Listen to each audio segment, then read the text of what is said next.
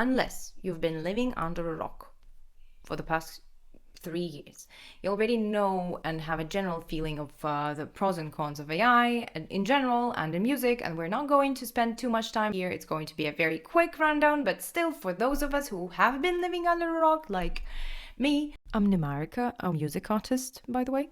Hi. We are going to cover it very briefly. So, it is very easy to use. It's not such a steep learning curve as learning an instrument. It's also free. You can pay for a premium, but you don't have to. It's very quick. You can provide an outcome in a matter of minutes. And all of this makes it quite accessible. So a lot more people who have not ever been able to make music now have the tools to do so. It opens up the world of music making for a much wider audience. There's probably a bigger chance of explosive growth if you do it right, as at least this is what we have seen in the past year with AI artists. On the other side of things, we have the cons list.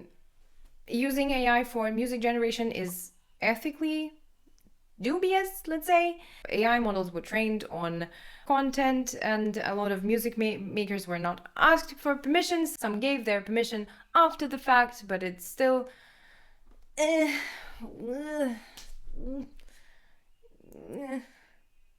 So yeah, let's not dwell on that. Using AI in general and for music generation as well is ecologically harmful because of the sheer amount of resources necessary to be running an infrastructure for AI.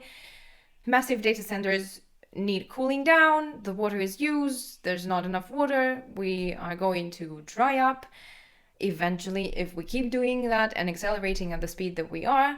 And I am in Berlin now, and we are in a heat wave, and it's already 40 degrees. Do we really need it to get higher than that? I'm not saying that AI is the only reason it is going to get hotter than this, but you know, every little bit counts, and that little bit is not that little. Next thing, nothing truly new gets created with AI. Due to how the algorithms work, it creates similar things like those it has been trained on. So nothing conceptually new can be created. But let's be very honest here. How many musicians create conceptually new stuff all the time? It is true, nothing truly new can get created with AI. Humans can do that, but it's not like every artist out there currently creates something completely new that has not been done before. Potential legal issues. Well, they are potential.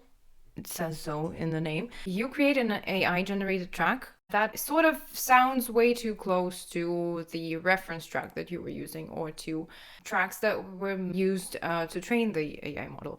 The representatives of the team who created that original track can come knocking at your door and can come causing some legal troubles. Now, that said, you are not the one who's going to be responsible. Actually, it's going to be the company that created the AI music making software that you were using who are going to be held responsible in that case. But still, it can mean that your track is going to be taken down. All your efforts will go to waste, which is sad and unpleasant, of course. And this brings us to the last bit, that is called devaluation of effort, or devaluation of skill. We've all been around long enough, and I mean not you and me personally, but us as a humankind, to see that happen. A new piece of technology gets created, and something that took a lot of time and a lot of effort to make now can be done in a matter of seconds or minutes or hours.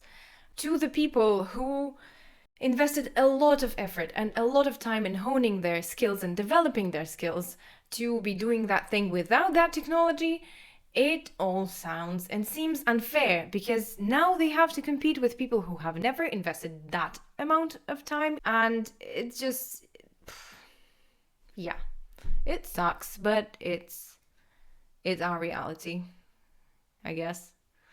Before researching this topic, I was actually a lot more against AI in music. But now that I spent enough time actually thinking about it and writing about it, I feel like it's just one tool. It's just a tool. It's neither good nor bad. You can use it if you like. You can avoid using it if you don't like it. That's it.